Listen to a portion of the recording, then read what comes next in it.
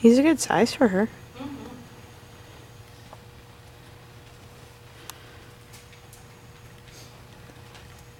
So has he ever had a brain damaged rider?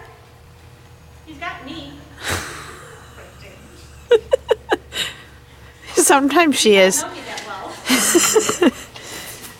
I might have to give her an example. Like, if you were to spell the word C-U-T-E, how would that be pronounced? It would be, if you're Nancy, it's Cuddy. Yeah. It was Cuddy.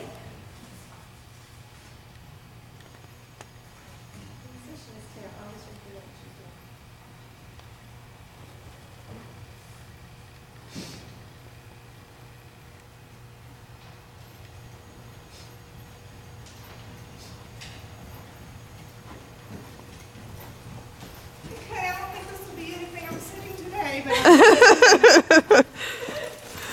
what we said that he's got. It's a workout. And if he starts to get too high in his neck, you can just move his neck around because he takes that little short neck and he just locks it up. He's very. I said he takes his little short neck and he'll lock it up. So you just move that bit around a little bit, keep his neck soft. Because he gets himself really big. He thinks he's little. And again, if you feel him running through the right, you can tap him on that right shoulder and flex him a little bit right. That's his bad side. Is turning to the left sometimes.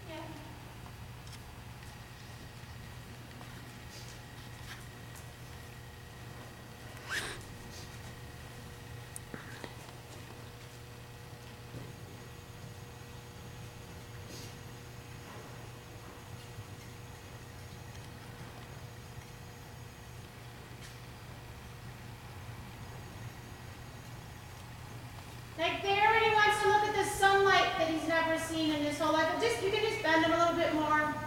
Say, hey, what are you touching in here?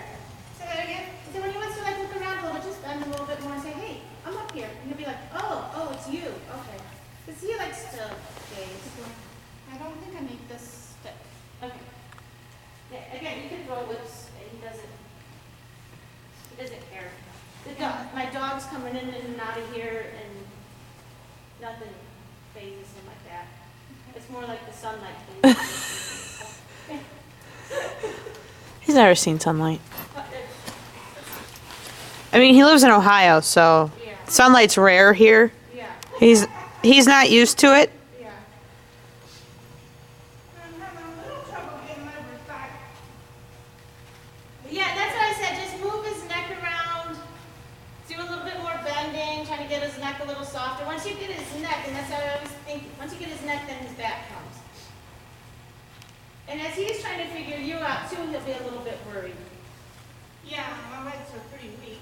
That's all right. That's all right. Like I said, as he figures you out, he'll be like, oh, okay, I can. Well, if you want, okay.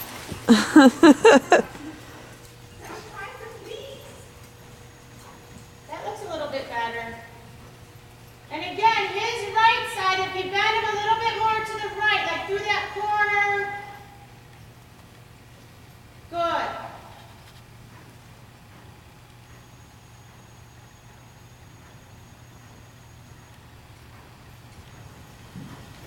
And then she shows off and there's that. Yeah. And then he'll run through that right shoulder a little bit and you can flex a little to the outside and half halt inside. And again, like I said, if he really ignores that right, flex him a little bit, touch him on the shoulder with the whip, say, hey, put your shoulder back in front.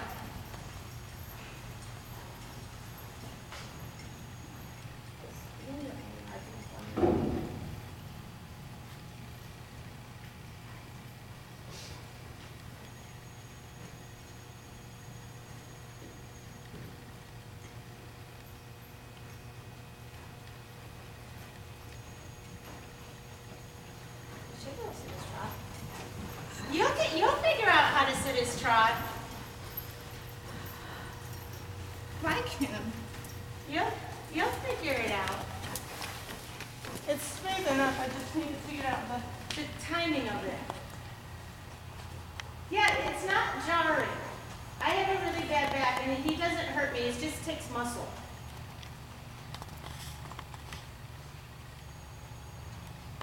He's being really good for her.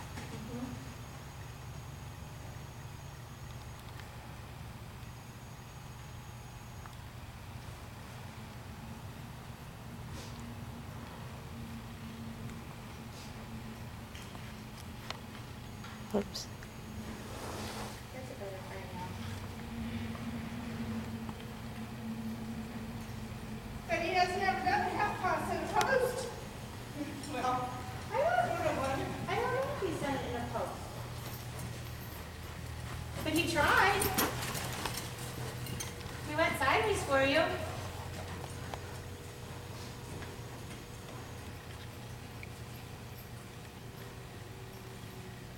Oh, he's still at the door.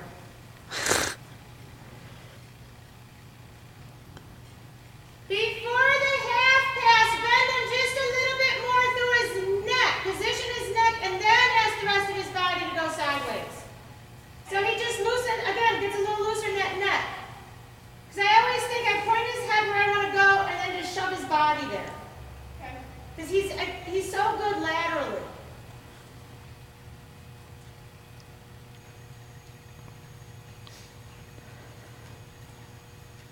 And then all you do is just shift your weight a little outside vein, outside leg, and just point his nose, whatever position, whatever letter you want to go to, and then send the rest of his body. And then he'll keep that better bend to his body.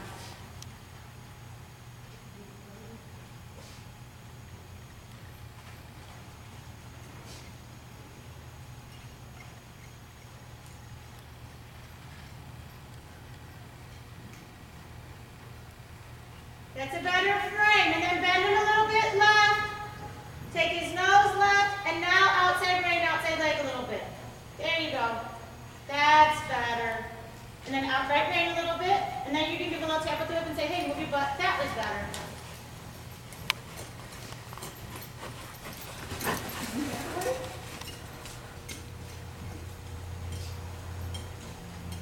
Good. And bend him. Point his nose to where you want to go. Now left rein, left leg a little bit. Calf out left, because there he starts to run through those big shoulders.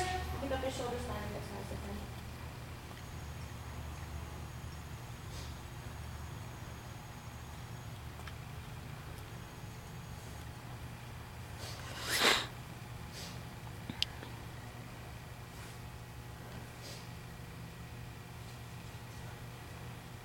You tied it on the right? Huh? You tied it on the right? I didn't hear what she said. Not really. His left hind is his weaker hind leg, but he pulls on that right side, and he leans into the right side.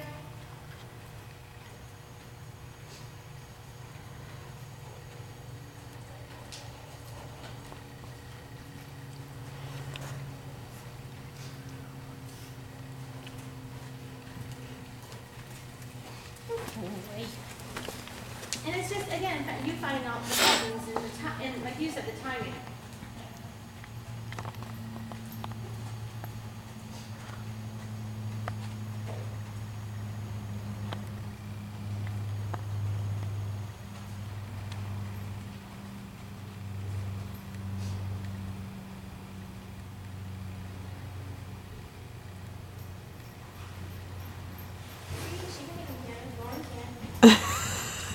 We shouldn't tell Lauren that.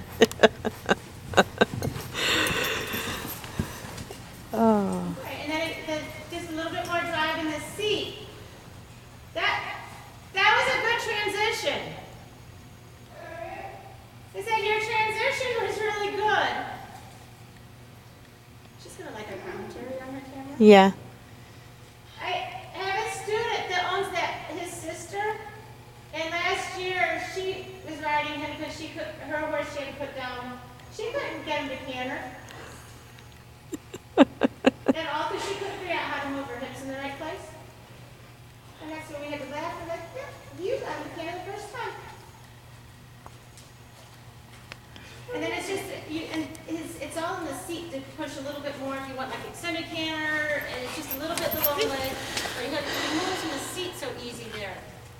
then when it's like the extended canter, when you want to bring him back, it's just close the thighs, sit back a little deeper, heavier, and then he comes back.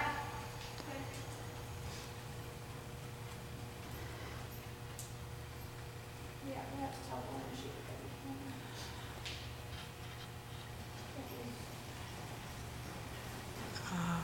That's all right. Make a little bit shoulder in this way. And as you ask for the canter, because he was like, oh, I'm not sure.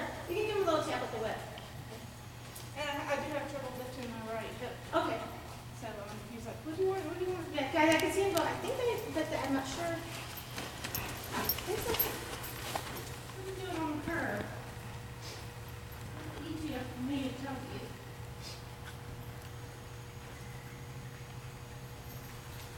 There you go. There you go.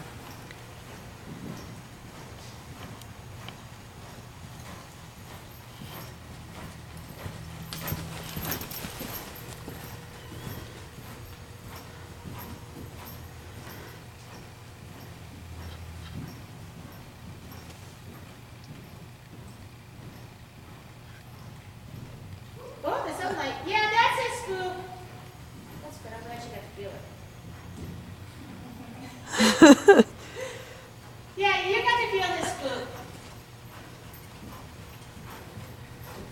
And that's all right. And then just flex him a little outside half out your inside ring.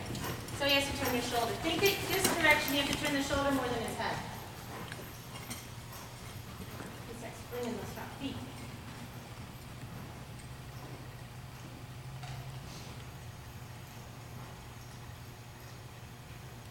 It's nice that he's spooking at the sunlight.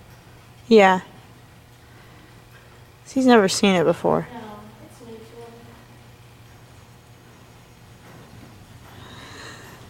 And then she shows off and does that. Yeah.